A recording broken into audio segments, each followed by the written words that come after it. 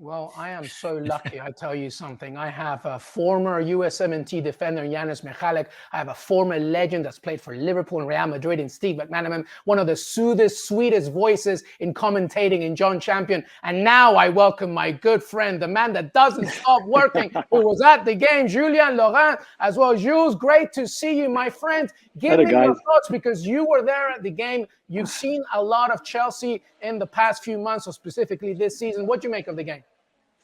I thought it was embarrassing from Chelsea point of view. I really do. The lack of fighting. I think the tactics from Potter were wrong from the beginning. They started on the wrong foot. I never really understood the team selection to start with. On the back of what Janusz just said, for example, on some of the choices, Thiago Silva, Koulibaly, those kind of guys. I didn't understand the high line, or the high line, if you want, in the first half, because they could have considered even before. Mahrez on the right-hand side has got that cross. Cole Palmer has got a chance as well at 0-0, using all that space in behind. And there was just no pressing from midfield. There was just nothing from Chelsea in that first half. And second half was a little bit better, I guess, because it could not be worse anyway. But I just think that we're getting into a phase now where, okay, we've said that Potter is under pressure, but he needs a bit more time, maybe because he's only been there for a month. But you can't have embarrassing defeats like the one today, because eventually that will cost you your place sooner rather than later. Jules, I know that you're going to stick with us only for a little bit, so let me come back to you for a second. First off, I'm going to give you 2 in 1. Give me the atmosphere, first of all, by the end of that match, maybe specifically from the Chelsea fan base. And then a question that I asked Yanis and the boys earlier, how on SCTV, of course, Craig Burley and Frank Leboeuf were going really harsh on Chelsea. What do you make of it? And give me the atmosphere as well. Yeah, so I mean, to start with the atmosphere, I don't know if you could hear on television, but from the stadium, the Chelsea fans sang Thomas Tuchel's name in the second half, which is never a good thing. And then when Omari Hutchinson had that really weak attempt that went off target in the second half on the counter, they started singing, "We got a shot, we finally got a shot," because in the first half, they didn't touch the ball in the City box, for example. So they were even taking the mickey out of their own teams. That's how bad things were, really. And they were obviously singing for Thomas Tuchel's name. And we didn't get anything against Potter. There was no, you're getting sacked in the morning or things like that. But still, you could feel the frustration. They're disappointed. And yes, they've had injuries. Yes, it's a new manager that needs maybe time to implement all his ideas. But overall, it's not good enough. It was not good enough against Forest. It was not good enough before. It's not good enough again today. And this is a City team. It's like a City B team or C team even, which Chelsea was the same. But and I just think overall it's a disastrous defeat that I think before the derby against Fulham on Thursday night as well could really harm this team and this squad, because I don't know how you recover from this, such a humiliation again after already being beaten on Thursday, already being through a bad run of results, really. So I just think it's really tough to take this one, because again, I think everything was wrong from start to finish. A very difficult match indeed. But Jules, I want to make sure to say goodbye to you, my friend. Make sure that you get back home safely, and thank you so much for being part of the team. Take care, Jules. Au revoir.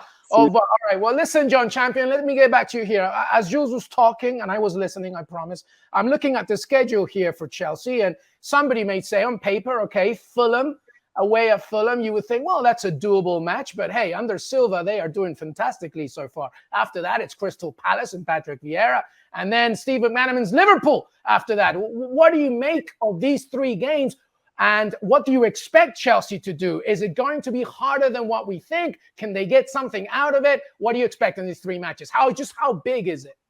Well, they're going to have to get something out of it. I agree with you that Fulham away is now a really tricky fixture, not just for Chelsea this coming week, but for anyone going to Craven Cottage right now is going to be a bit of a test. Then they've got Crystal Palace. Then they've got Liverpool. I think in normal times, you'd expect them probably to beat Fulham and Palace. And then who knows? It's a toss-up against Liverpool. These are not normal times. The one thing I'd just introduce to this debate, having heard Jules there, I'm not sure I would be lending quite the same weight to an FA Cup defeat at Manchester City with a much-changed team. I know Manchester City made some changes. That was like their B team. This was Chelsea's C team. And I look at it and I think they met 3 days ago in a high-octane Premier League game. They've got Fulham away on Thursday. I think this selection by Potter doesn't absolve him from blame and doesn't take the heat away, but it does mitigate it a bit because of the circumstances. I think if you look at a lot of the Premier League lineups over the weekend, you look at Nottingham Forest. I know they've bought a lot of players, but they lost heavily yesterday. Newcastle lost. There won't be a lot of head scratching between a lot of these teams. I think some teams are more than happy to dip out of the FA Cup with an excuse, and I think Chelsea's one of them, because they've got bigger fish to fry, and their game and their most important part of the campaign is the Premier League. It is. I don't want to say it. You know, there's no disrespect to the FA Cup, but the Premier League, there's more kudos on that. And you're right.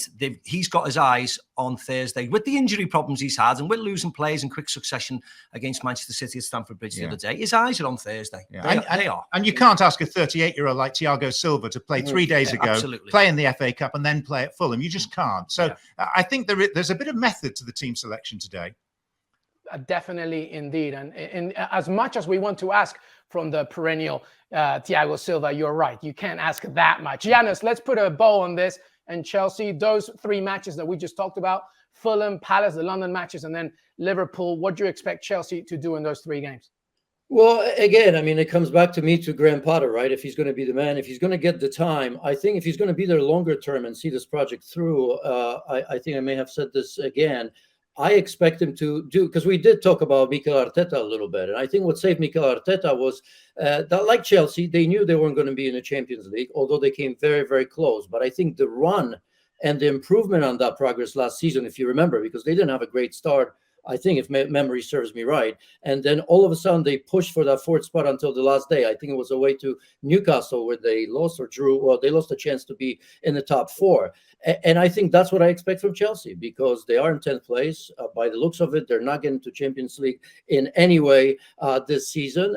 But they can improve the way they play. Some pressure, I think, will be off, because with every day, I think fans and everybody else are going to recognize that this is a different Chelsea.